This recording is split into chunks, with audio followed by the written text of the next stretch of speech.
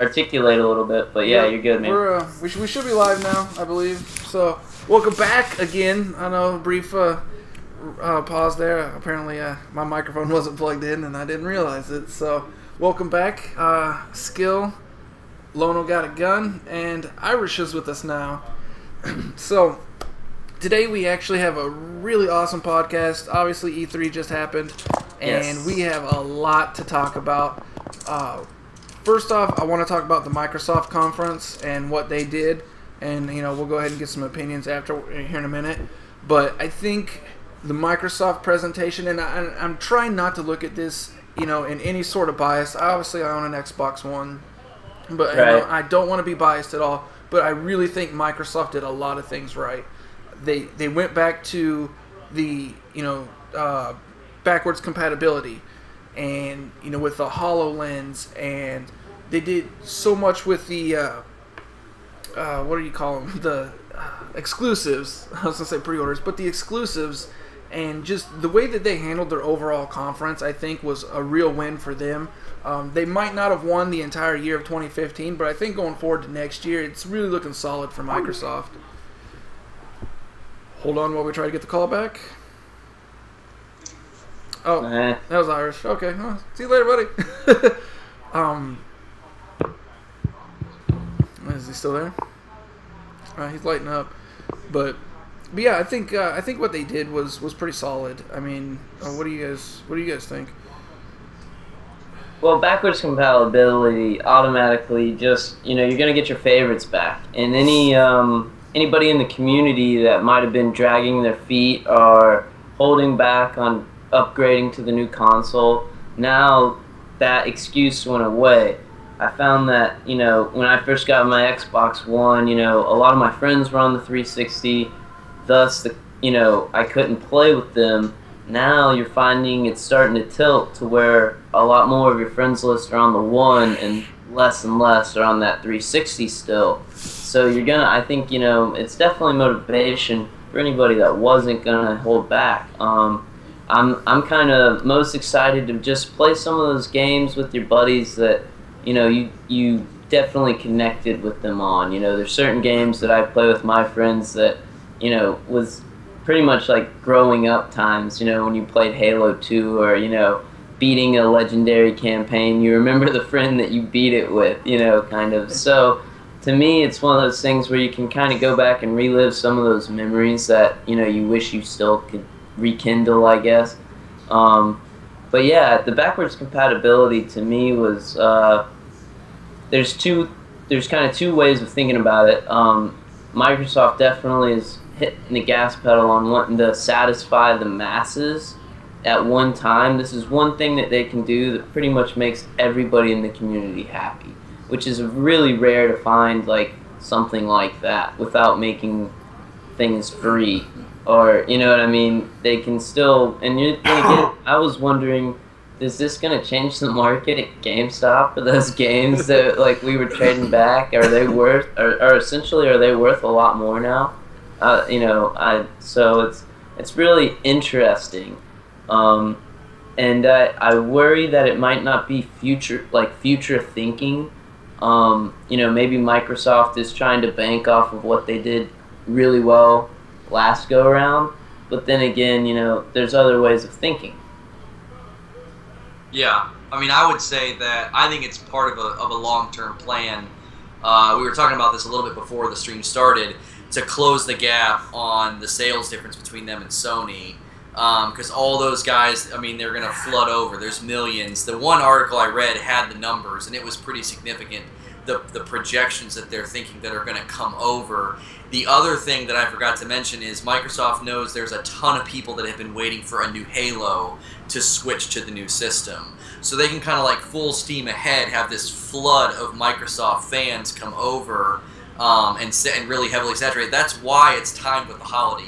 That's why backwards compatibility is going to hit at the holiday. Yeah. There's no doubting that they're going to do trade in your old 360 for, you're going to see GameStop and Best Buy probably do pretty sweet deals to get people to come over. They'll probably throw in digital copies. The other thing is that relationship with Rare, I think, is really going to pay off, because the Rare Replay, a lot of people are like, oh, no way, $30, all those games, like that nostalgia. I think they're capturing the nostalgia well, like the backwards compatibility, Rare Replay, but then they're like, oh, wait, hang on. We have a brand new exclusive IP that, you know, is multiplayer focused. It's pirates, apparently, these ship battles, like, it just looks so cool. I was like, this looks like so much fun. It almost looks like an MMO Pirates. Like, yeah, Pirates. yeah, like an MMO Pirates. And I think that's where we can make more sharp comparisons when we move on and talk about Sony, but I do think that's where they part ways with Sony.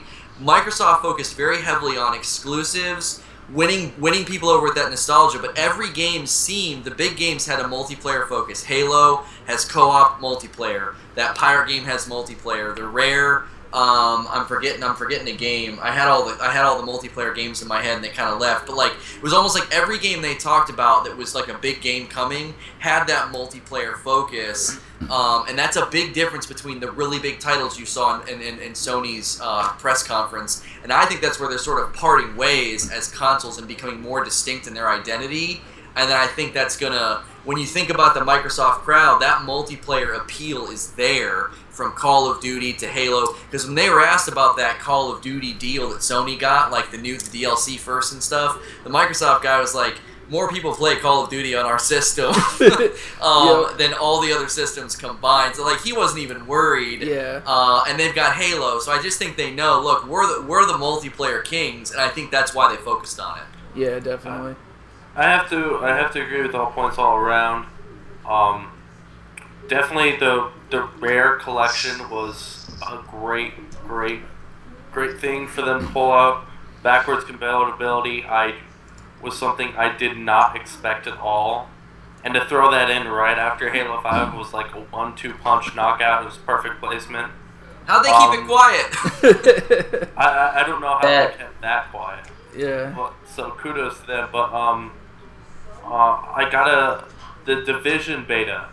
Making that exclusive for Xbox was a huge get. Yeah. Like that's a big name title and getting a full exclusive from that was Yep. I don't know how they did that well done. Well, I honestly think it's Xbox directly trying to answer to this what Destiny has become. Yeah. You know, for the PlayStation Network, Destiny is amazing. I think they said it was the #1 reason for their spike in sales. That really started putting them in front of Xbox, and they hadn't looked back since. Honestly, Yeah. I think Xbox has only recently beat PlayStation in sales, and as like 2 months ago, I think. Yeah, this last quarter was their only one this year. Yeah, Right, I was talking about this over the past couple days. Is Xbox did everything they needed to in their conference, what they needed to, and that's what won them from E3 for me. And I gotta admit, what was it? There was not too much of a lax in Microsoft's conference this year, except for bringing up Fable Legends for the 3rd E3 in a row. Yeah. Other than that, they didn't get too lax. I'm not crazy about the Forza stuff, but that's their main racing title, and it is the major racing title. So yeah, I thought it was a great solid. It was not too boring. They didn't focus overall on the specs. The Elite controller was a great thing to see. I'm sure all third-party controller game companies are really pissed off right now. So Scruff and Clinch are like, but you know, it was everything Microsoft needed to do, and that was great. It was refreshing. Yeah, I think that controller, the Elite controller, probably was. I don't want to say a nail in the coffin because again, I don't want to like say anybody won over anybody, but that Elite controller one was it was out of the park. Like I never expected that to come, and PlayStation did not have an answer to that, and I don't think they'll have an answer to it for quite some time because I don't even know if anybody even really knew to expect it. Like you have to be partial though. If you're the casual gamer, which that's the community, you know, who wants to drop half of what you drop on a console and a controller? Well, you know, Right. it goes back to it satisfies a certain demographic for sure. But then again, Microsoft is signaling that they know they have the pro gamers on their side, and they're going to pander to them. well, it goes back to what Lana was saying is that, or it might have been Skill, I don't remember. One of you guys said it. They focused a lot on multiplayer this year, and with the controller, it just adds to that. Because listen, if you play Halo for multiplayer, you're not just playing for casual. You're playing for everything. And I mean, there's obviously there's some people who play want to just play Halo casually and have fun. But Halo is the go-to esports game. It has been. It created esports, and to have it back is it's that go-to game. So when they have that controller, all of a sudden you have Halo 5 and you have a controller, and you don't have to wait 6 years for it to be built and processed in some magical factory on Pluto. I mean, come on now. Like, it's just... And you're going to have that element of, I think, and the other title I forgot, this ties into what I'm going to say, the other title I forgot is Gigantic, which was another exclusive multiplayer, falls into that new MOBA shooter, which I think is a brilliant platform to get onto because MOBAs are so popular. But with the controller, I think Xbox knows Twitch streaming and the tournaments and the competitive thing is becoming huge. You saw that with games like Gigantic and For Honor on the forefront of being like, these MOBA style games are what people want. They want that serious competitive nature, not the sort of mindless. That's why I felt like Call of Duty's release stuff was it just fell so flat. It was like, this has been done, it's boring, it's not that fun. MOBAs are the future of competitive gaming. Even for the casual player, I think they're the future of competitive gaming. Yeah. And then there's Halo, obviously, but I think that controller solidifies them as the future platform. If you want to play multiplayer games, you're going to choose the Xbox over the PlayStation, and I think that's fine, because I think Sony hit some really good strides with their titles, but I think the multiplayer is a big focus. That Gigantic game looks awesome. What a cool aesthetic, like a living cartoon. Yeah. I think they hit a good tone with the stuff they showed, and I agree with Irish. No flubs, no bumbles, a very brilliant and strong presentation. I will say I was a little bit disappointed when Scalebound did not show up for Microsoft this year, because that was such an interesting... Hey, a guy with the headphones walking in the forest. What? He becomes a dragon? Who knew? It was a great, interesting thing from a Japanese studio. But apparently they're going to show off some things later in the year, so...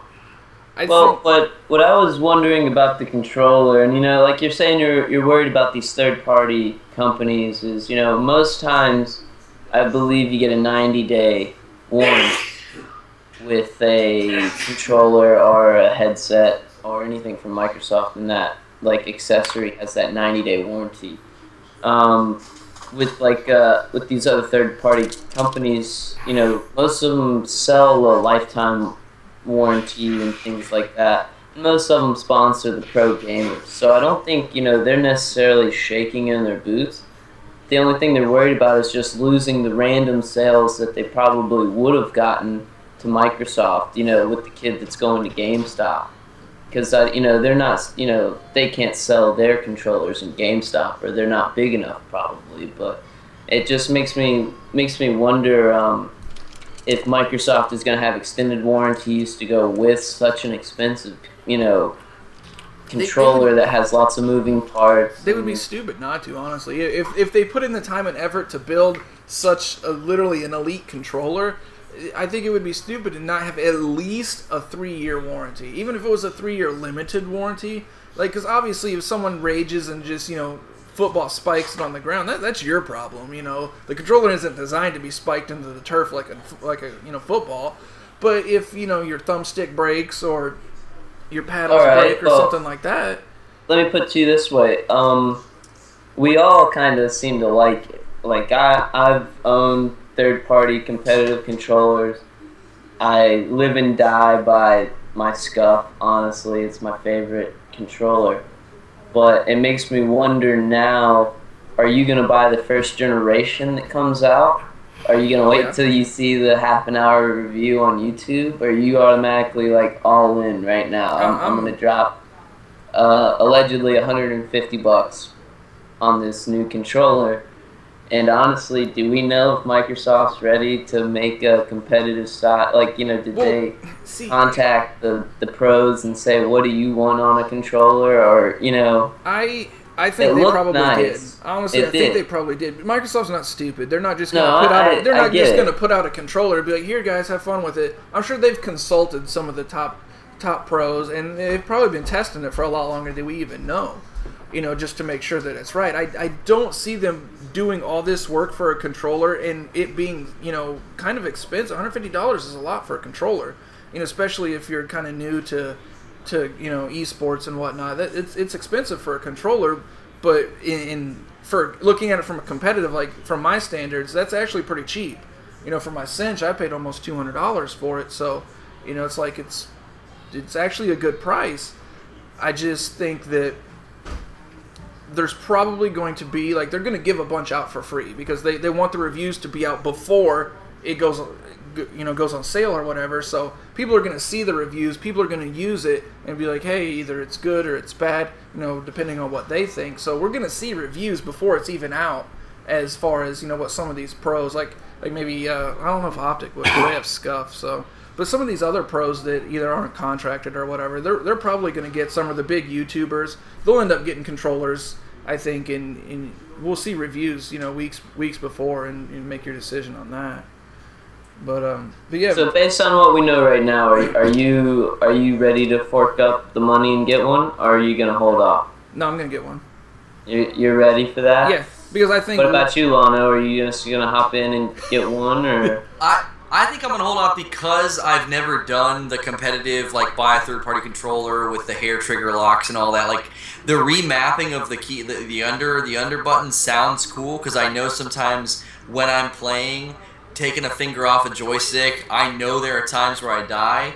My concern is I've been playing that way for so long, making those new habits of not sliding off to hit X to reload, breaking those habits. I might play very poorly trying to switch, and then you're gonna have that user error where you're like, this thing sucks, I don't want to use it. So I think I might just hold off and wait. I'm happy with just the out of the box controller. I've never had any issues with it.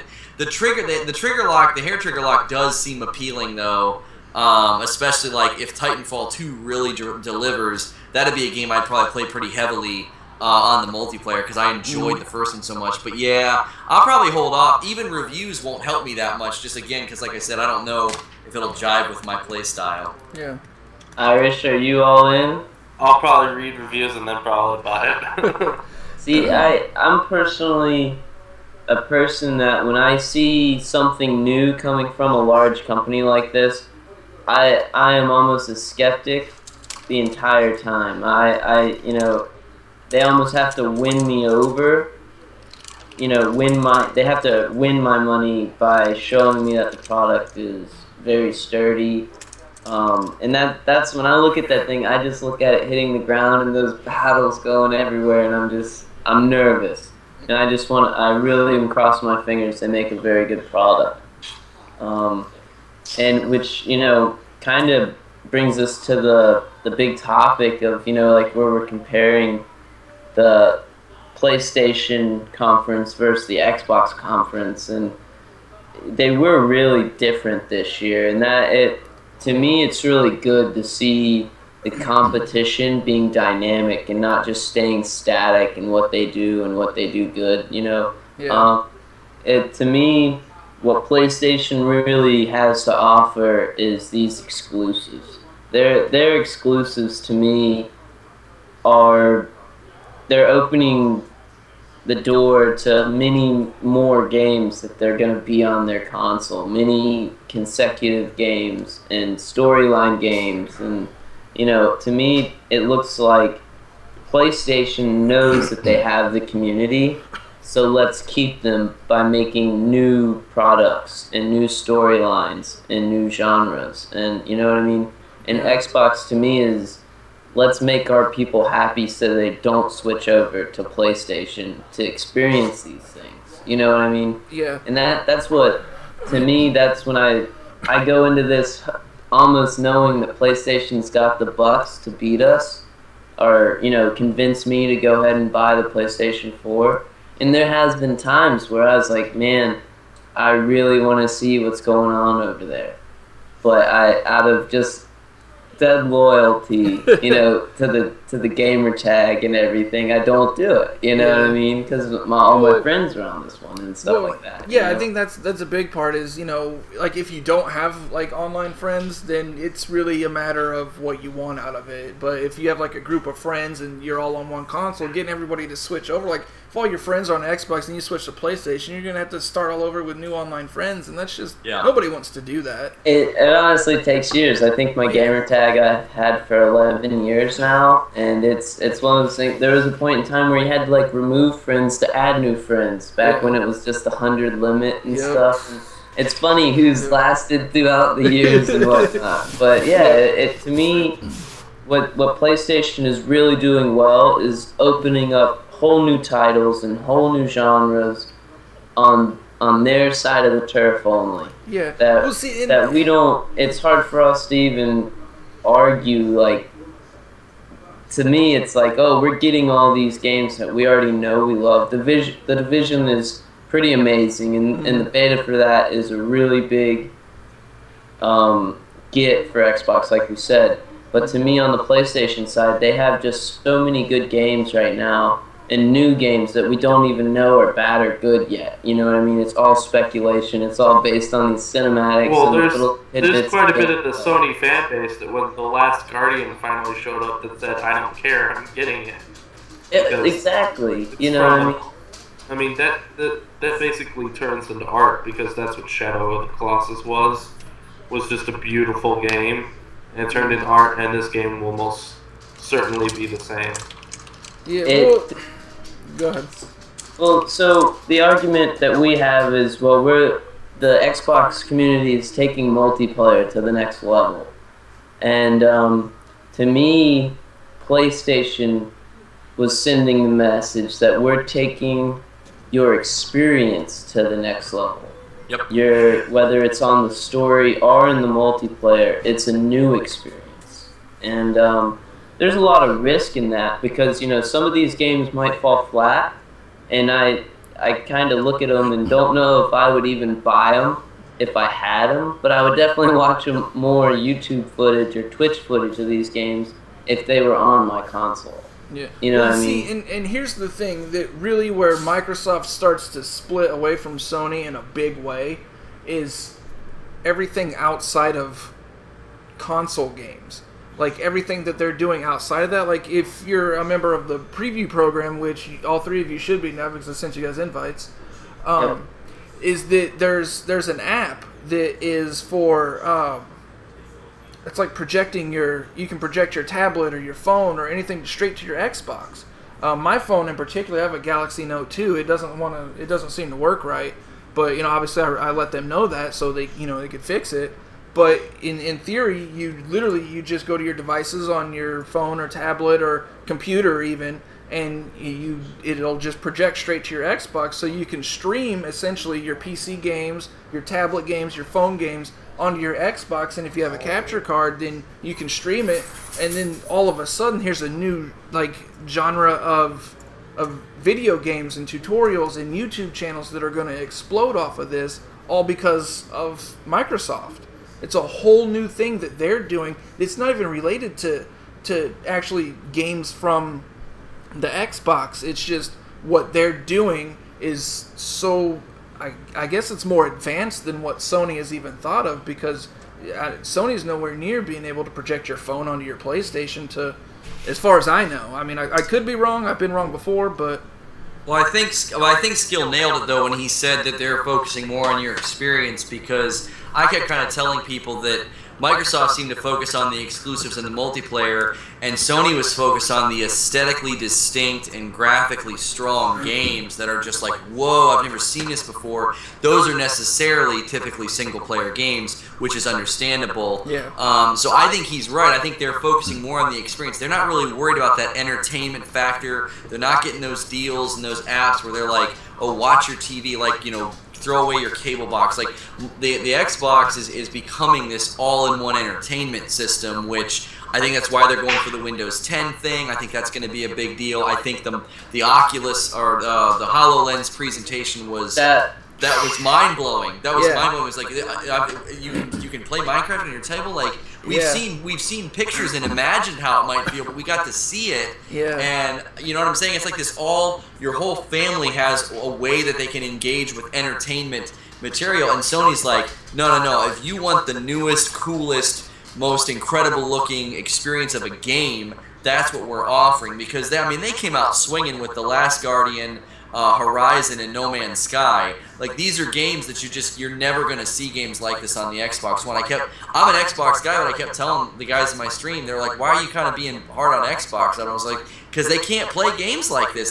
They don't have the hardware, which is fine. That's like, my thing is they played their strengths. Sony played their strength. It was like, you know what, this is our strength. We can offer these bigger, better games that are so more distinct and exclusive. You can't get these on the one. They're never going to come. No Man's Sky might. That's kind of a whisper in the wind from the developers, but it's just like that's the big focus, and I think that's good for the industry, because then we can stop all this console war tribalism garbage and just be like, you know what, no, if that's the kind of gaming you want to do, get a PlayStation 4, and I honestly think Sony is going to win a lot of us over. Like, I want a PlayStation 4 now. I'm like, I got to play that Horizon game. I've got to play that game. Yeah, I've got to play No Man's Sky. You know? They won me over. It's like, you guys brought your A game, and I wanted one since I saw No Man's Sky footage from like a year ago, but I want one even more now. Well, yeah, like we were talking before we went live, is that the style of games that Sony offers is very, direct, and like Microsoft is more about multiplayer, competitive, and social, and PlayStation is more about graphically inclined and like I said, beautiful, well-designed games, but they're more geared towards single player. PS3 when they went Blu-ray over what they did, that left them open for Uncharted and Last of Us, and that's kind of Sony's been staples. Like, we're gonna push the graphics on our hardware. Yeah, and right, but this was the first year that I believe, like, my jaw got dropped when I saw what PlayStation was getting and I wasn't, and I guess I'm happy about backwards compatibility, but I'm not satisfied with just having a feature that I honestly thought should have came with the console in the first place. The fact that they monetized all these games up until this point kind of sucks too, because like anybody that bought the HD remasters or all those games over, it's almost like you almost feel like you got ripped off because if I waited a year, I could have just put my old disc in. When the conferences were out, all the gaming media started reaching out to Sony execs about their thoughts on backwards compatibility, and they said no. Well, but that's like the thing. They don't have to anymore because they're offering enough new content. Well, they also said they don't want to do remakes. They're trying to stay from remakes like we did with the Master Chief Collection or Gears of War Remastered. So taking away backwards compatibility, not doing too many remakes, that's an interesting push for Sony as well. Yeah, that's almost going against what's popular right now. Like in the as a whole, the gaming community loves reinstallments. We don't really like to venture out. And we like watching the same movies over and over, remakes of our favorites, and you know what I'm saying? So, to me, it's very, I think the exec that talked about it, though, need to word it a little bit differently, because he basically said, it's too hard for us to do, we don't wanna.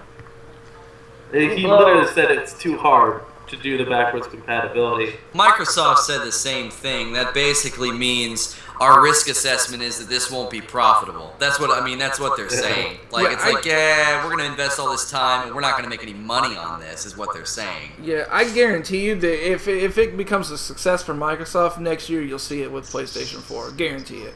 Because Maybe. I think Microsoft's motivated by the console sales. They know what their 360 saturation is like right now. PlayStation's like, we're leading. Why do we need to do this? Yeah, that's also in general, 360 had way better collection of titles than PS3 did in the end. Yeah, that's true. And a bigger library, to be exact.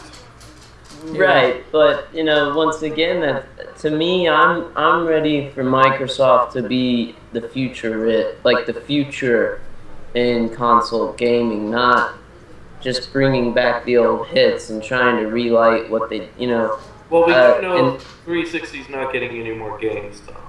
Well, this is true, and I'm glad that certain people are shutting down their 360 servers and working to make their one servers better.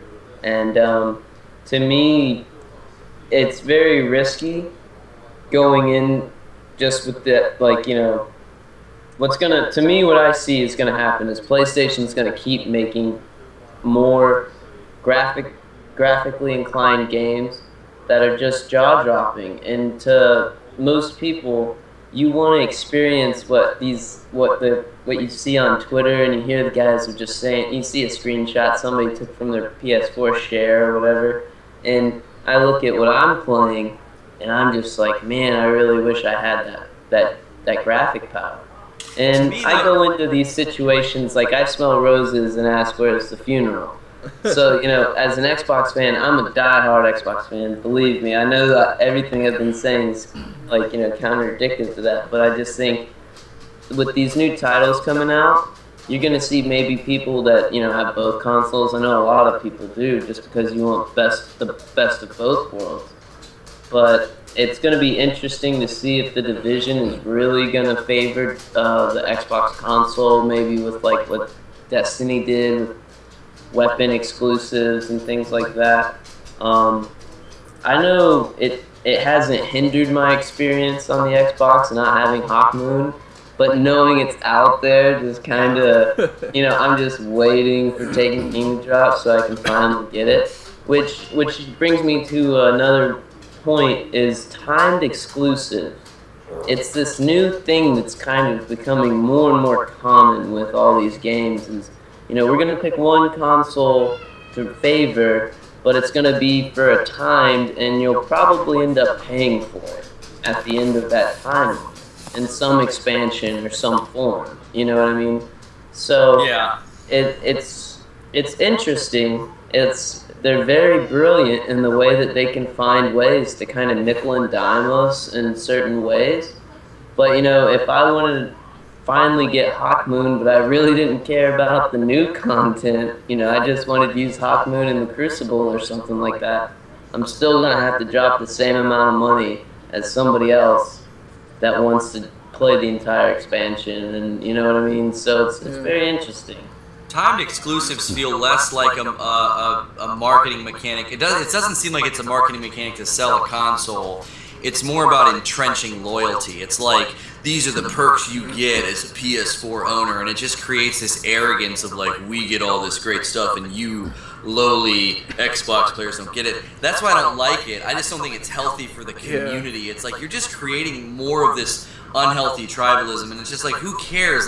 Play the system that you like. I mean, because Skill, you're talking about playing wanting those games that have the better graphics, and I do admit the PlayStation 4 games look incredible, but typically by necessity they are single-player games. You're not going to play a multiplayer game on a console that looks that breathtaking. It just typically isn't possible. The servers can't maintain it until they start to really figure out how to offload some of that into the cloud, which the Xbox was supposed to offer that cloud processing, which we haven't really seen anybody. That was in Titanfall. That was the only game that I know for sure. Really smooth and incredible as a multiplayer game. I really think graphics tend to fall away, though.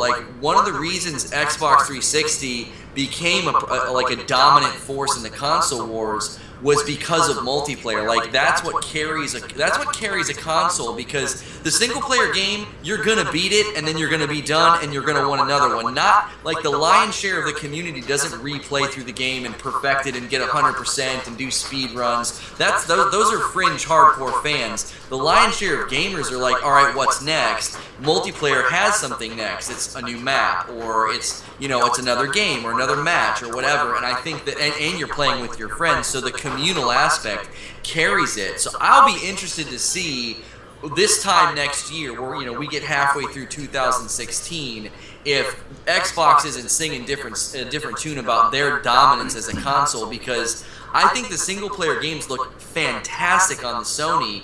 But is that going to carry the console? Like, the single-player games really starts to bring that self-focused, like, these gamers that are not connected. And if the Xbox has this huge sort of, like, all these communities centered around, games like Gigantic and Sea of Thieves, you're going to have that shared loyalty that's more apparent than just this, well, our games look better kind of a, like, debate. I don't know. I think it's going to be a different landscape by next year. Always kind of thought, at least, from my side of the grass, it always seemed like PlayStation was more of the casual gamer, and Xbox was more of the, crap-talking, multiplayer, 14-year-old kid that knows he's better than you at Call of Duty and he's about to show you, you know what I mean? Yeah. So, but not to offend any PlayStation, gamers that are hardcore or anything, but it always felt to me like the PlayStation was for more of the, you don't have to be online, you don't have to get your headset, you don't have to get your 5 friends to have this experience that's amazing. Because sometimes, in the lulls of when there isn't a new game out and stuff, it's very hard to get a full team together and roll something, and that, I think that's, like you were saying, it's playing to the PlayStation strengths with the hardware of the console that we're given. But in our defense, Microsoft is a software company, you know what I mean? And if there's one thing they're going to be really good at that Sony doesn't have in their back pocket, is software updates, you know what I mean?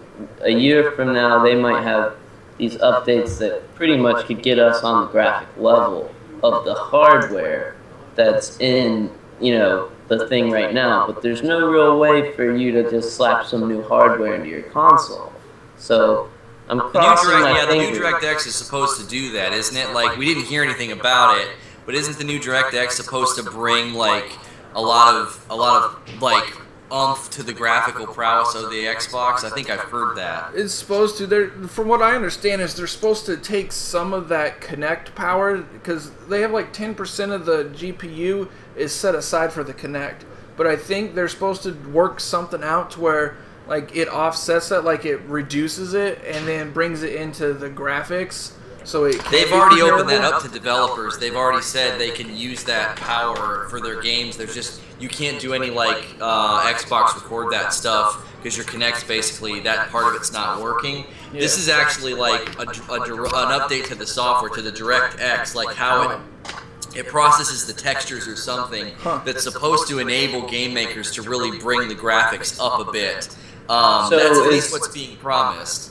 Is DirectX a software update, or is this an actual piece of hardware that we would have to use? No, DirectX is like it's part of the video drivers on the console. It's what runs. It's supposed to come with the whole Windows 10 thing. So the UI is going to get all updated in the holiday, and it's going to come with that update, and that's supposed to bring with it this allowance of increase in the graphical and in the texture mapping and things, because that's, whenever you play PC games, DirectX gets updated. That's almost like updating your video drivers. You're updating stuff like just software. You're downloading it and installing it. Yeah. Well, since we've had about a 45-minute run on Xbox here, other than, between the versus between HoloLens and Morpheus, there's no comparison. HoloLens is by far the better. Holographics I have to agree wholeheartedly with that one. Yeah, I mean, there's a lot of VR coming out. There's Oculus, Morpheus. There's another Now, one or two. Is there not an Oculus partnership with Microsoft, which I thought was kind of crazy? That why would for them for Facebook? Yeah. man? What was that? A truckload of money that Microsoft drove to them, or a train?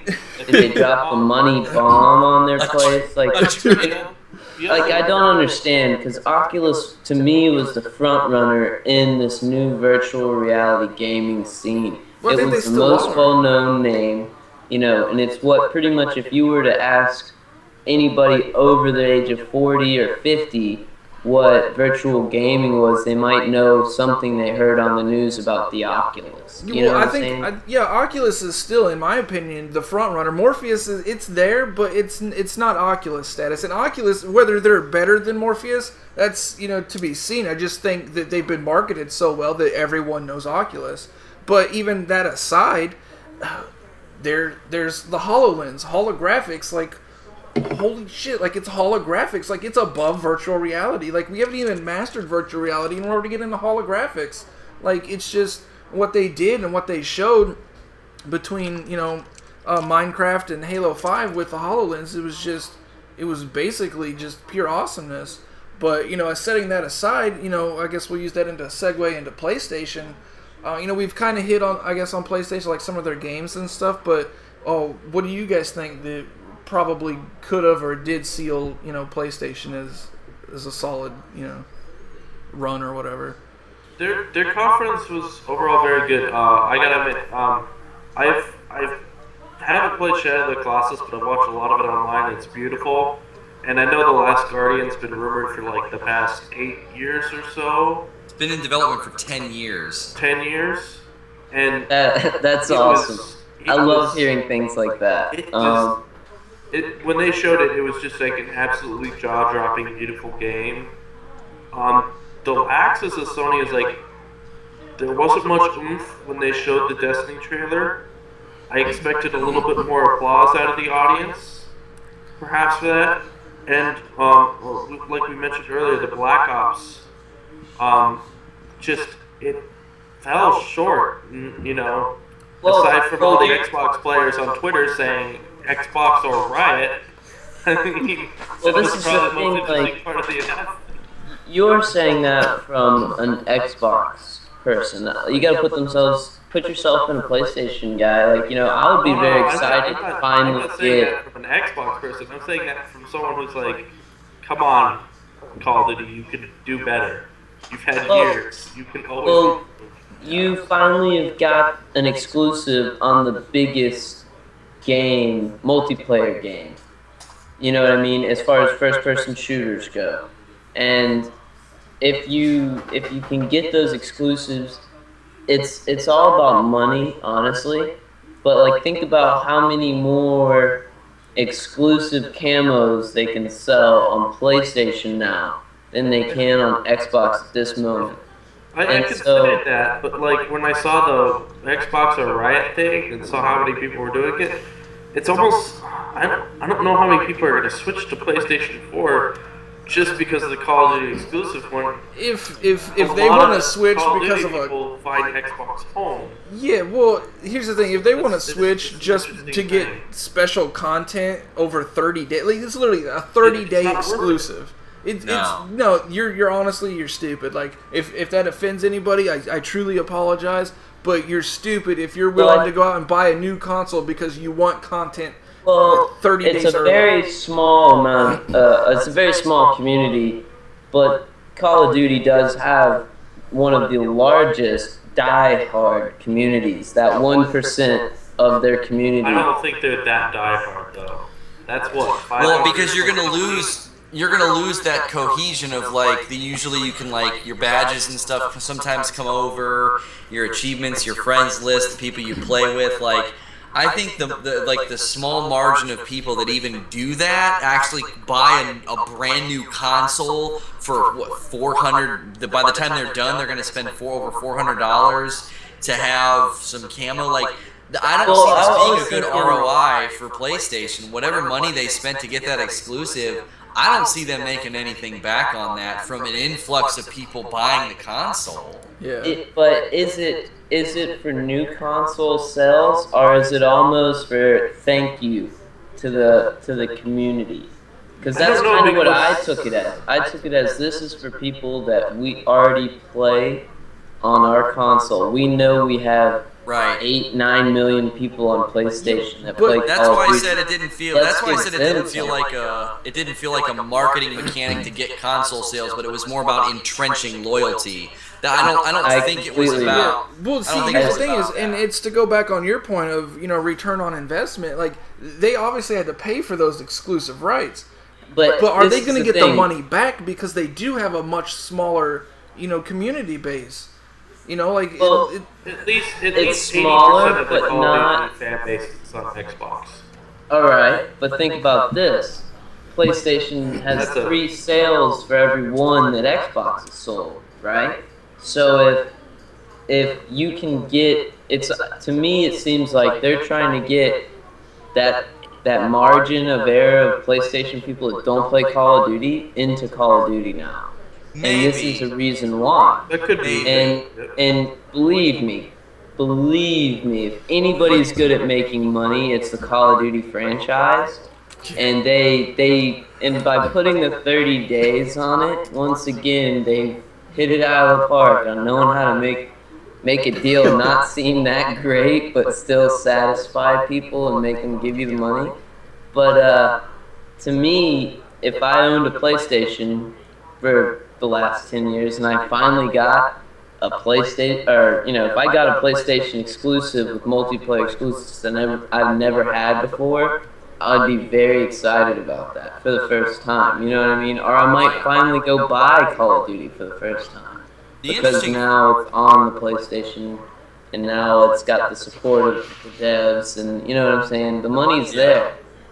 The interesting thing is that Iris said that the two, and I agree with him on this point, the two downers during the Sony press were from two of the big dogs. Both Destiny and Black Ops 3 just fell flat, and I kind of fault Sony for this. Like, you start off with these mind-blowing games. Like Horizon blew my hair off. I was like, what in the heck is this game? It was incredibly done. I applaud the whole theme of the entire conference, both Microsoft, Sony, and really all of the other reveals.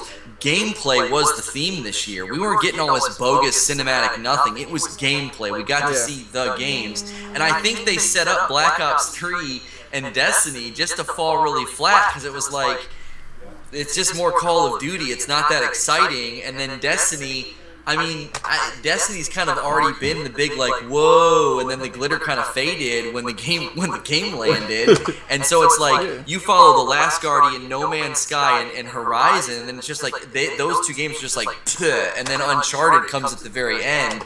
So I just think they really sandwiched those two titles in there. They were not set up to be shown very well, and I don't fault. It's not Sony's fault. I just think that we didn't get much from Bungie. We didn't get much from the Call of Duty reveals. They were just like, there's nothing new here. There doesn't really seem to be any innovation, anything amazing, especially contrasted against those opening games. Yeah, I completely agree, and it also makes me wonder if these companies know that they can do their own exclusive reveals on Twitch and things and know that the community will watch. When they revealed the Destiny expansion, it set the Twitch record. And I'm sure if Black Ops wanted to go that route, they would set the next new record. You know what I mean? And it makes me wonder if these games are getting bigger than the conference itself. Because to me, Destiny has made so much money, they should be able to knock our socks off with everything they come out with. Yeah, they could. Not just making our vault a little bit bigger, I think Destiny's problem is with whoever does their marketing. Because whoever does that, literally, they need to find a new job. Because the problem is they do like a smoke hype. It's just, they'll show a little bit and then be like, oh, get excited for this, and we're just going to leave you mysterious. And that worked for the first year before Destiny came out. Then once Destiny came out, we realized, well, it's not as hyped as you thought it was. It just wasn't as good as the hype led, and so we've kind of caught on to that. Like your vague hype, your generalistics aren't really doing it anymore because, like you said, these other games came out and they were like, bam, in your face, like mic dropping, and then you had Destiny and Call of Duty. They're like, oh hey, some flashy it's cinematics, more the same. Some cool music, and here you go, guys, and then that was it. And the same thing on like outside of the conferences, like when they're doing the interviews and stuff. You know, like Deej is, you know, they're just literally going over the same things from the conference. They're not giving you anything new. It's like, oh yeah, we got new classes, we got some new weapons, some PlayStation exclusives. Yeah, you know, come check out our new supers, and it's like, but is that it? Like, why don't you, you know, give us some story gameplay? You know, give us, you know, run us through a strike. You know, they could have done that. They could have done that at E3. They could have just played through a strike, or like played through the last half of the strike. Like For Honor, they actually played a match while you were talking about it. And a lot of games they did that. They played a match while you were talking about the game. Like, look at our freaking game. Like we're talking about it. Here's the game. This is exactly what you get. It's like that's what people want. They just don't want to see a cinematic and be like, because the cinematic is not anything close to the game. Never has been, never will be. So I think the last podcast we were talking about what Destiny needs to do for E3 and they're showing.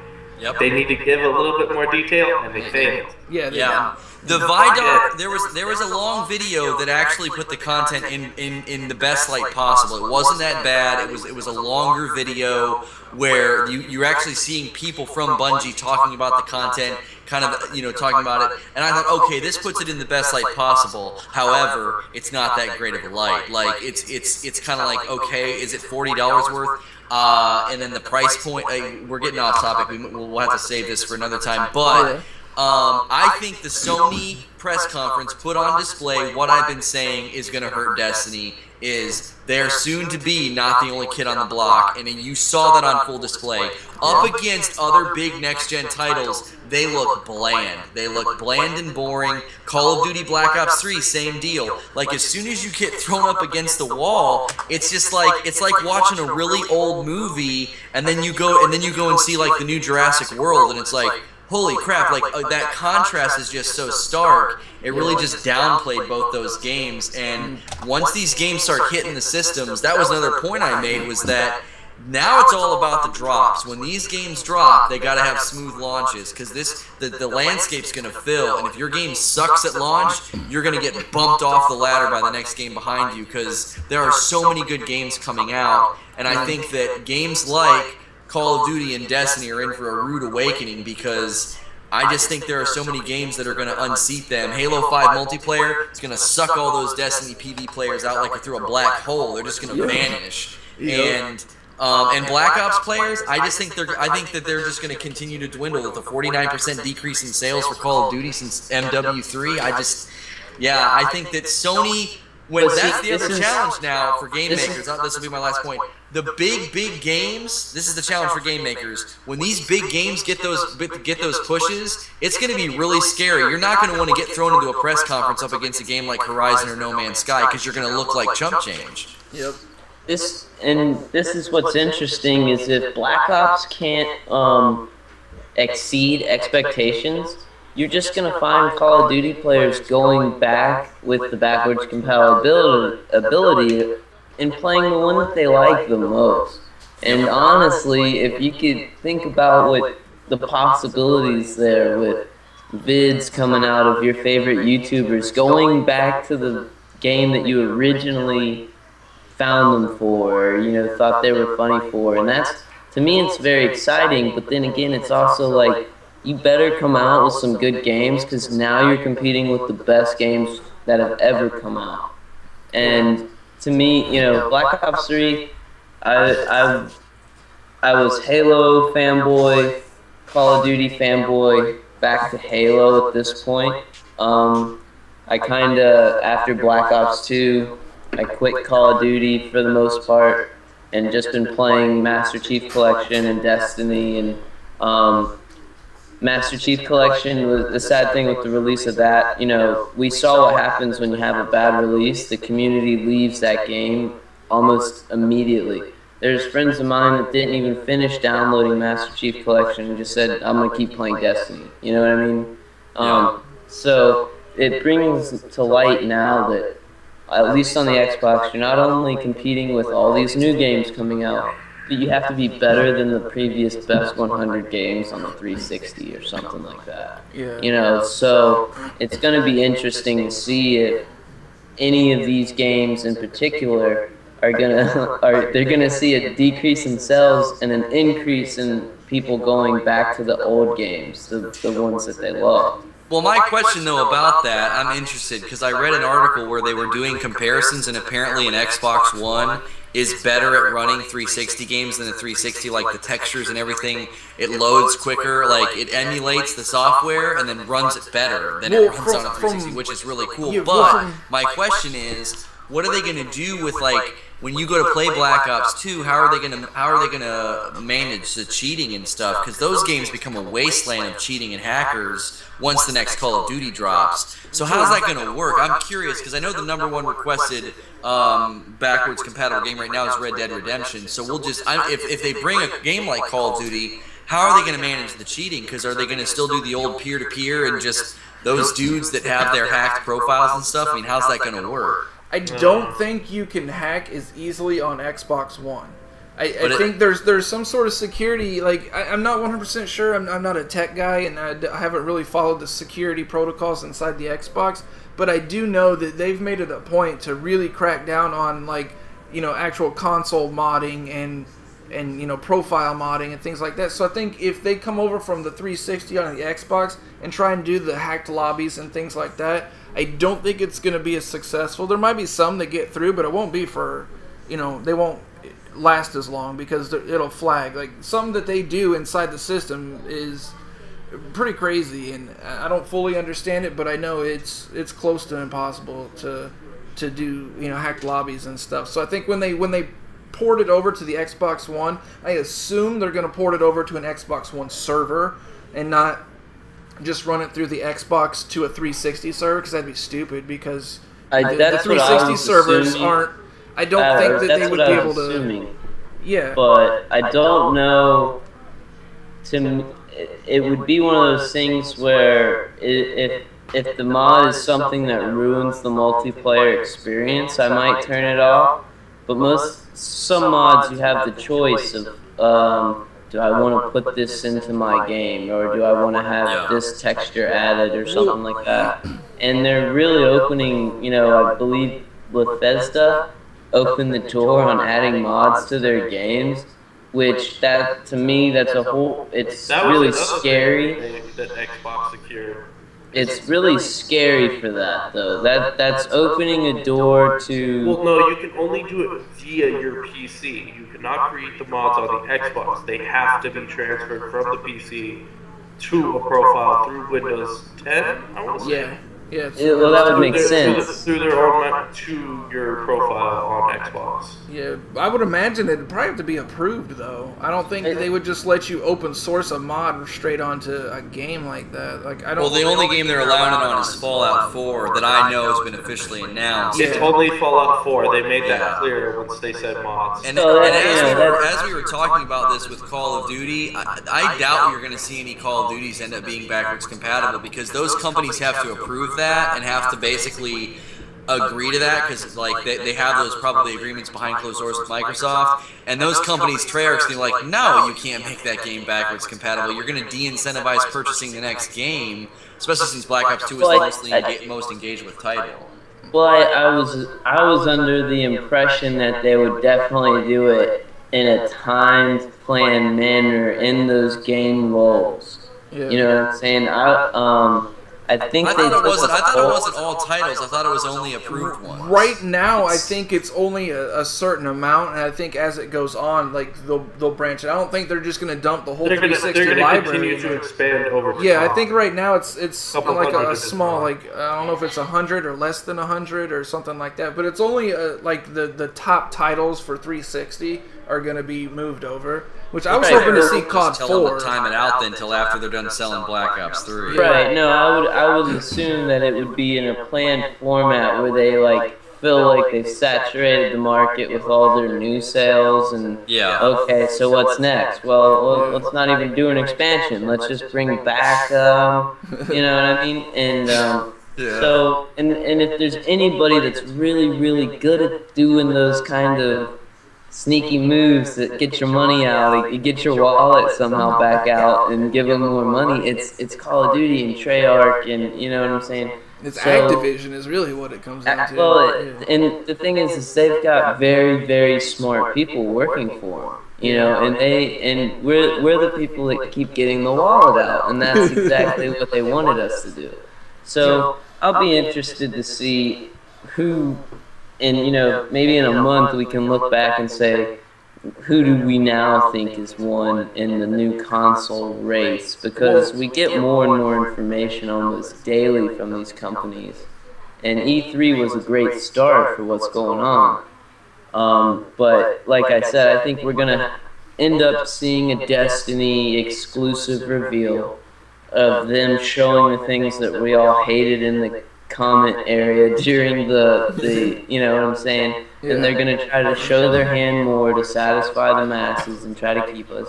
And it wouldn't surprise me if Call of Duty follows suit, where they have their own thing that kind of knocks our socks off. Because I was very surprised that the people that have the most money and the most reason to want to blow our minds didn't this year. And maybe that's just, you know, how the gaming community works with these new, you know, endeavors come in and become the new favorites. And that's kind of, you know, everybody used to love Mario, you know, but now we're playing other things. Oh, gosh. You know what I mean? Speaking of Nintendo. I know. Oh, I mean, we could probably, you know, real quick, since we're on, you know, depression and hopes and dreams. Real quick. But I gotta say, the worst conference was EA, because that was a train wreck to watch. Nintendo beat them. It was EA. Then Nintendo took the crowd. Yeah, I was gonna say, since we're talking about depression and, you know, lost hopes, well, let's talk about Nintendo, guys. Well, no, Nintendo. Hold on. Well, Nintendo's finally gotten a reason for their characters not to be stolen on your phone and played on different apps. What was Iris gonna say about EA? Well, all I'm going to say about EA, it was so bad that I had developers on my Twitters that were like, oh wow, this is really, really bad. And then I had developers tweeting at me the gameplay for Star Wars Battlefront before they even showed it on the conference. Because Battlefront just decided, screw it, we're putting it up there. Yeah. And it was so, during the EA press conference, it was like, don't worry guys, we're saving Star Wars Battlefront for last. It's like, you're holding me hostage. I don't like this. Yeah. As soon as that went up on Twitter, I was like, goodbye, EA. EA's got an interesting thing now with the EA Access. It's definitely, to me, I find that $5 a month is totally worth being able to play football, basketball, soccer, all those competitive sports games for $5 a month, and I never have to purchase them. And when they just added Titanfall and Dragon Age Inquisition, that's insane to me. Like, really? Like, Titanfall, I can see, okay, it's been out. Right. But Dragon Age Inquisition, that's a great game to get for that $5 a month. I mean, if EA's was bad, but I felt like their presence at the Microsoft one, they really brought something cool to Microsoft's press conference. I mean, that was a pretty cool. The EA accent is on Microsoft. I mean, you can't get anywhere else. I mean, that's another thing that really pushed, I think, Microsoft forward for the multiplayer and the exclusivity that they have with certain things. But Nintendo's was really bad. You guys can bat around EA for a second, and I'll rail against Nintendo because I watched the whole thing. Well, as a consumer, the EA Access is really interesting because you can now rent essentially 15 games or something like that for $6 a month, right? And like, literally, I don't know any game that I haven't, a single player mode, because I go pretty hardcore, but I usually can finish the story mode within a month, unless it's just an atrocious game, you know what I mean? But you can usually get the you know, Assassin's Creed, you could probably play through the story mode, but not necessarily get all the little collectibles and stuff in a month. So you get a really good taste of the game. and then if you like it, just keep paying, that $6 a month. So I've found that, if you use it for the entire year, it's the same as only buying 2 games, but now you're essentially getting 10 or 12 for the same price. So it's really kind of a cool feature, and I found that I bought it saying I was only going to use it for the Battlefield early access, and I haven't canceled it since. So, and when they add these new titles, it's just like more incentive to keep the EA Access Pass, and to me, it's a win, and I know they're making money off of it. Because who wants to go buy a game anymore when you can just kind of rent it for? Well, especially with those sports games, because they're irrelevant the next year. It's not like with these other games where, okay, well, if you don't like the next one, then you can still play that one, or there's not really a new title, or it's an expansion or a DLC to the game you already have. It's okay, this game is no good anymore. Here's the next one. NBA, NHL. Madden, all those games come the next year are completely irrelevant. Teams change, players retire, switch teams. All this stuff changes, and then you can't play that game anymore because it's not relevant. So I think being able to just pay $5 a month, and you get all these games. So I mean, essentially, if you're only going to play Madden or only going to play one of those games, then paying the $5 a month, I mean, I guess it's still turns out to honestly be about the same. Well, I think EA's the reason I don't think EA's press conference was the worst is because I think they satisfied their fan base and played their strength. Like their cash cows, the sports games. Those guys that's a big section of the gaming market. They buy those games up, and I think that the way they've set up EA Access does capture a lot of people. They're making money off guys like me because I pay it. And I don't really use it all that often, but then when something cool's in the vault or something I want to try out, it's a really nice feature. EA's was rocky and really it was unprofessional, but at least they played their strengths with the sports games. They satisfied those fans, because if you're a fan of those games, you really want EA to show you that stuff. And then obviously the Star Wars fandom, I mean, everybody's drooling over it, even though they waited till the very end, which was, I don't know, I think that was stupid. I don't know why they did that. Yeah, it was like, oh, we're going to save this in our back pocket. And it's like, you're losing viewership. This is such an embarrassing, boring, slow. And then it was sports game. It's just like, even your sports fans are probably like, okay, show Star Wars. It's like, get to the Star Wars. And I'm going to segue that into the Nintendo one. The Nintendo one was bad because if you're a Wii U owner and you watch that Nintendo press conference, you're basically saying, where's the games for me? What is going on? Like, where are the Wii U games? There was basically 2, Star Fox and then Xenoblade Chronicles were like the only 2 big Wii U titles that were announced. Xenoblade. Yeah. It was all 3DS. And because Nintendo has burnt every bridge with every third-party creator, Xenoblade was like the only third-party game other than like the Animal Crossing and the Pokemon Snap game that was like not Pokemon, it was some other game. It was basically Mario, Yoshi, Metroid, and Zelda repackaged and recycled and redone in the same game modes and mechanics. It's like they're just basking in their own nostalgia, and they're just embracing irrelevance. It's like, yeah, we're just our own company. We continue to use these same characters and game formats. Oh yeah, and buy these little trinkets and toys because, oh, here's a new Yoshi Yarn game. Oh, but it comes with all this merchandise you can buy, all these merchandising cash grabs. It was just like, this is your big showing, is just like a bunch of 3DS games and then merchandise, like at E3 2015. Like, after Microsoft and Sony, Nintendo just looked like a joke. It was just like, what is this, the 95? I will say, what's funny, and I actually really love this game, is that Xbox beat out and had the best overall platformer game in Cupheads. Yeah. Like, by far. Like, it was a unanimous win for Xbox and their exclusive in Cupheads. Yeah, we didn't even talk about the indie titles that Xbox showed. Like, they owned the indie platform, and I think indie's one of the big future avenues for good and fresh games to hit the market, and they nailed it with some of those indie titles. And it just made Nintendo look irrelevant. It's like, what? Your games don't look any different than they did, 10 years ago. Nintendo's only genre that they win is their platformer games, and they lost. Yeah. Well, at this point, Nintendo, I think, is looking at the money that's leaking out of the ship instead of trying to, at this point when they go with the mobile, you're looking at the dollar, you're looking at the monetization money and the nickel and diming to make the millions. And to me, I'm personally rather excited to get a Nintendo game on my phone that kind of runs smoothly, doesn't necessarily feel like you're gonna get ripped off next month from the company because they start billing you again or something. You know what I mean? Yeah.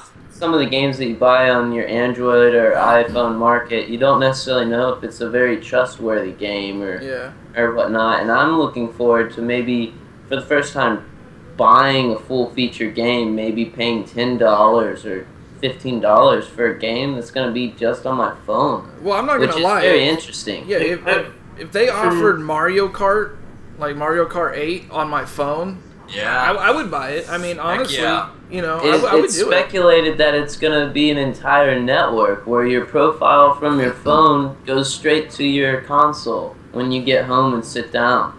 And whatnot. So I've been tossing around a bit about Nintendo. I almost feel like they should drop their console and make their games cross-platform except for their own console, and just focus on where they're making their money, and that's mobile games. Mm-hmm.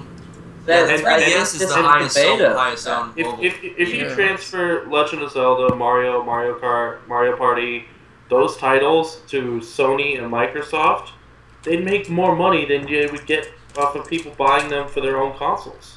Well, I heard a rumor that the new Nintendo consoles being built on the Android platform, I think they're looking at next year to be, here's our new console. And I think it makes sense with the thrust, if they're getting into the mobile genre, maybe they can have this whole, like he was saying, this network, it's all tied, and have that cross-compatibility with Android. It would make sense, but, I mean, again, all those Wii U owners are probably going what the heck happened to me? All this money I spent, and I can get Star Fox? What? Huh? What just happened? I mean, I understand they're going for their cash cow. The 3DS is the most sold, most owned mobile gaming device in the history of that platform. But what the heck, Wii U owners are getting screwed. Yeah. If I heard right, the speculation was the mobile platform, the console, the third, the 3DS platform, whatever it may be, 4DS or whatever they're gonna call the next one, but it's gonna be all those are connected to the same amiibo style profile that you could take anywhere and go, So to me, that's pretty cool that I could essentially be at work or driving somewhere, or not driving, but maybe riding somewhere and on my phone and leveling up my character when I get back home to my console. And with a different style of game or a different platform version of the game I play when and NBA 2K has dabbled in that kind of format where you can earn credits in the real game by playing their game on mobile.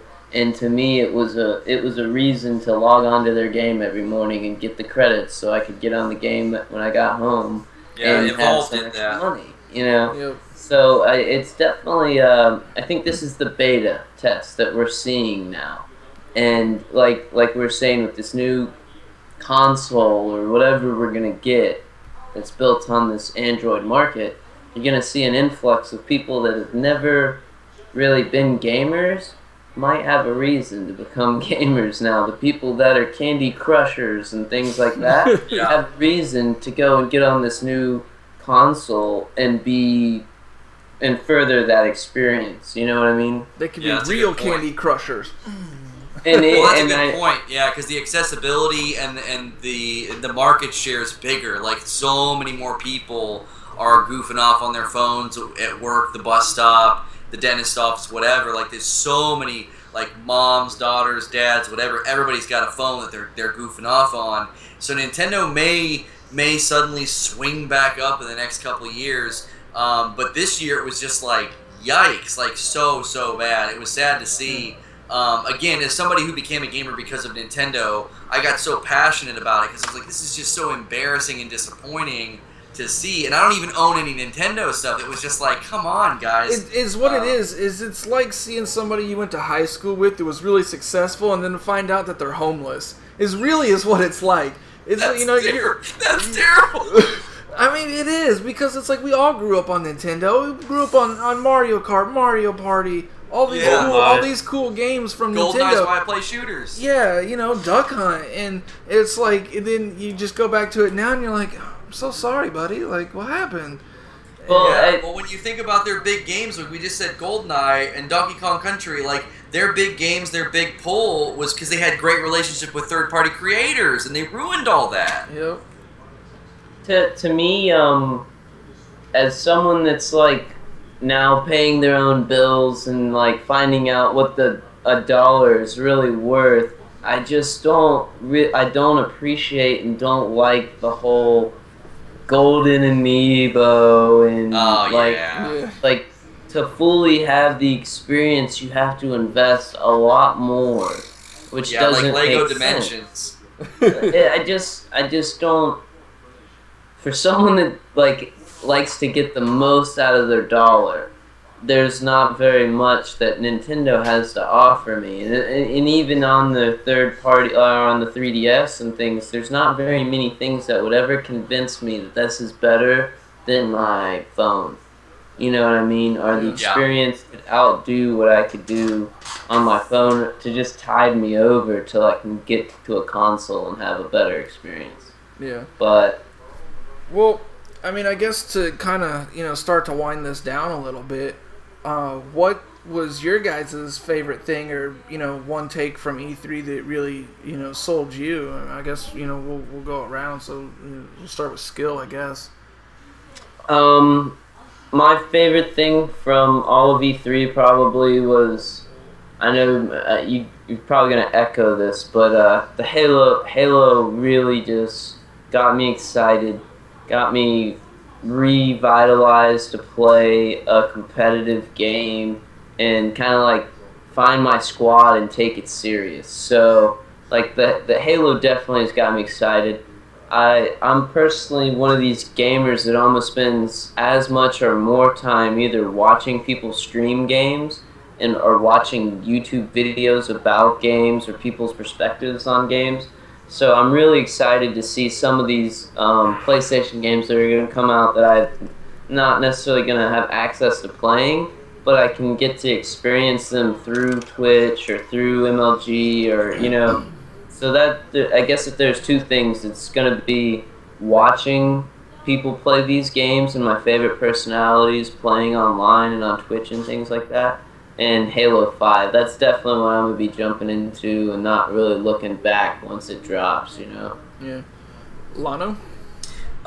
Easily, I kind of continue to say this to people, like, Horizon was, I don't know why, something about that game, the mythology that, like, we're, in the present day, woven into the story, like, and I know the whole, our technology will undo us thing's been done a lot, but the way they did it, and how they don't really explain the dinosaur stuff, like, there's such rich mythology there. I was, like, theorizing with the people in the chat, like, maybe we developed AI that wiped us out, and then they used nature to build these new animal AI things because they're stronger, because she's talking about nature, came back different. Like, it's just like, this game's so cool. And I think because it was in the absence of, like, the Tomb Raider reveal disappointed me a little bit because I really liked the Tomb Raider game. But the Tomb Raider reveal was like a big, long, drawn-out QuickTime event, and it was like, those are in Tomb Raider and they're fun, but I didn't feel like the really good meat and potatoes gameplay of Tomb Raider was showcased that well. So then Horizon, I felt like, really delivered this really great showcase of not just a cool, mythological, weird story that has this great intrigue and epic scope feel to it, but then they show you this awesome gameplay that was big, but accessible. It was like, holy crap, this thing's enormous, but it looked like, okay, this is accessible. I could do this. This would be fun. Easily Horizon just blew me away and just solidified my desire to get a PS4 because that game looks like a blast. So Tomb Raider was like the jab, and then Horizon was the knockout punch. There. Yeah, really, because I want Tomb Raider. Like, I know Tomb Raider is going to be good, and I know why they showed the QTE because it's like it showcases like, oh, it's this epic story of Lara Croft. Yeah, Snow, and she's jumping and everything else. But I'm just like, that doesn't... Because the theme of the conference was gameplay. So when you just show a cinematic trailer, it was like, what? Like, there was this disappointment. And so that's why Tomb Raider just kind of stuck out as like, really a QTE the whole time? Like, they should have cut it in half and really gotten to some of the stealthy takedowns and the fighting and the puzzle.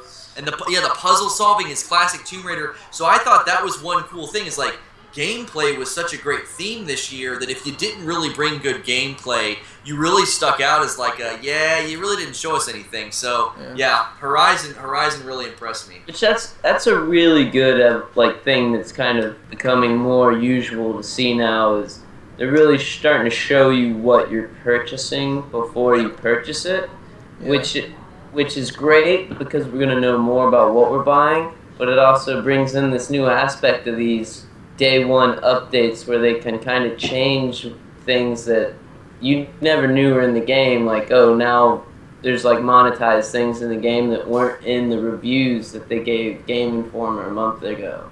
Yeah. You know what I mean? So well, it's Twitch and interesting. YouTube, I hope continues to change the game. I always tell my viewers, like, look, if you're on the fence, watch my channel. You watch other channels. Use YouTube. You do not have to buy games anymore if you're unsure. Don't pre-order season passes. Like, Twitch and YouTube is giving you such access, instant access to the game on launch day. So if all that crap and garbage is in there, you can be like, nah, I'm not buying it. Like, so games have to bring their A game. And I think they Pre-orders are very, like, I try to tell all my friends, please don't pre-order games, because you almost empower companies to not fully polish things. Yep. And so, you know, if I can convince anybody watching tonight, don't pre-order unless you're like one of those collectors or something like that. Yeah. You know what I mean? Because you're almost empowering the company to know that they're going to make money regardless of whether it's a good launch or not. And that's kind of a scary thing that can happen with the community. Yep. So send them a message. That leaves us with Irish. What are your... Well, y'all know me as a Halo fanboy, so I'm going to skip that. And I'm going to go to Star Wars Battlefront. Because seeing the gameplay with that was absolutely beautiful. Like, hands down, unbelievably beautiful. And them talking about the way they went about the graphics, how they went to Skywalker Ranch and literally photographed from all different angles all the vehicles and everything, and then put them inside the world and all the miniatures. And that's how they came about the graphics. And it seemed to play beautifully. The sound effects were awesome. The Hoth gameplay showed off more than I thought they would. Between the Walker Assault, the ATSDs, the heroes, which the hero combat looks a lot better than it did in the original two games. Looks a lot more fluid. The speeders, the X-Wings, the TIE Fighters all going at it. The orbital bombardments, it was really good, and I could see why IGN put it as their best of E3 game. Huh. Yeah, I thought it really... I had a lot of guys in my chat saying, like, oh, it's just a Battlefield reskin. I was like, no, it's not. It is not. There are so many different roles that you can play that are vastly different. You can fly an X-Wing TIE Fighter. You can be a grunt and capture points. You can take down vehicles. You can be in a vehicle. Your choice of vehicle is very different, whether you're an A-Wing taking down an AT-AT. Like, I was like, no. The replay value is here. Because I was a skeptic. I was like, the first time I saw it, I was like, that might get boring after a while. But then I really thought about the dynamic roles that are available to you. I thought it was a great showcase. Yeah. I think, for me, it was hands down, it was HoloLens. There is nothing even close to comparable to it. And I think the future for HoloLens is well beyond bright. What they showcased with Minecraft and with Halo, I mean, if that's just the tip, I can't wait to see the rest of the iceberg, honestly. Yeah. Because what they're doing, I mean, I'm literally imagining in my head having this HoloLens and then having a personal Cortana with me at all times. I mean, literally, and that's just, I mean, honestly, I'm a huge Halo fan, so I just think having that personal AI, even if it's not Cortana, even if you don't like Halo, just having that personal AI figure or whatever they create or design, or at some point maybe you could just design it yourself. You know, right now they're in dev kits. I think you have to be a dev to get one. It's like this for you pay for it, which is kind of interesting. They're not just handing them out. But really, anybody can be a dev. It's not like you have to have some certificate or anything like that. Yeah, no, you have to pay for the dev kit. they had heavy security around that during the press conferences. Yeah, that was pretty interesting. Yeah. There was like that bodyguard dude Yep, who's just like ready to snatch it when they were done. Yeah, but yeah, you buy the dev kit, and then I think obviously they're not just gonna hand out a HoloLens and be like, here, hook it up, So you're obviously gonna have to pay for it, and anybody that's a serious dev can fork over the money and pay for it. But it's based off Windows 10, and the things that Windows 10 can do or is projected to do is pretty awesome. So I think HoloLens within the next year or two might even just completely shut down virtual reality. Not literally, but I think with what you're going to be able to do with it versus virtual reality. Graphically, virtual reality just isn't really there yet.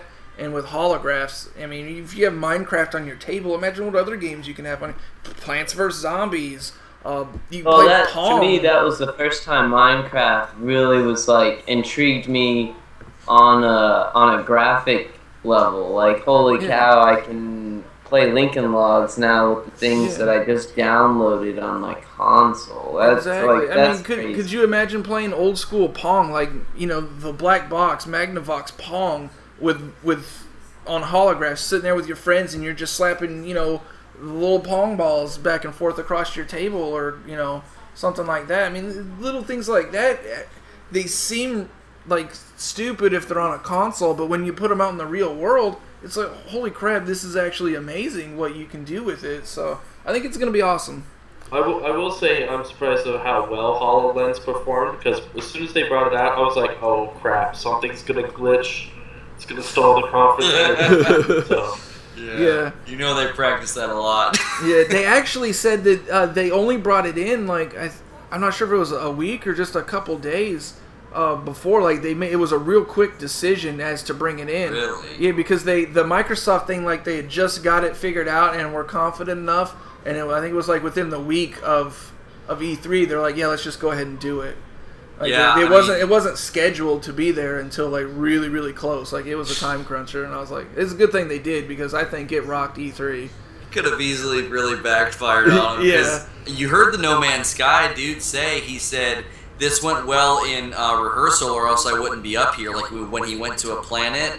So I mean, if you can't bring it during rehearsal, it's not going on. So yeah, props to them. That's risky. That could have really backfired on them. Yeah. But with that said, I mean, we're in this an hour and a half now, so I think probably wrap it up. I don't know if anybody on chat has anything they want to add real quick. Give you guys a few minutes. Other than that, I think we'll probably... I would like to thank everybody that stuck with us for this E3 information explosion that happened. I think next week we'll probably talk about Destiny and maybe some Halo. I think we could fit both of those in in an hour and a half. I hope. Jeez. I mean, I know we have a lot to talk about on Destiny. We could probably go days on Destiny. I have a lot of stuff that I want to get off my chest about Destiny. That's why I was like, we can't talk about Destiny in the same night, because I've got a lot to say as well. Exactly. That's probably definitely a full hour easy right there. So we'll probably definitely hit up Destiny next week. Did you have something to add? I was just gonna say, if anybody watching wants to bring some questions next week that they got about Destiny, or some comments, to me, this is gonna be one of these things that we're gonna have some arguments over. Yeah. It's gonna be interesting. They definitely have set us up for some trife, so we'll see what's gonna happen. Yeah, definitely. Thank you guys for coming out. Much appreciated. We'll be back at it next Sunday, 11 p.m. Eastern. Same time, same channel, right here. And we'll talk to you guys later. See you guys.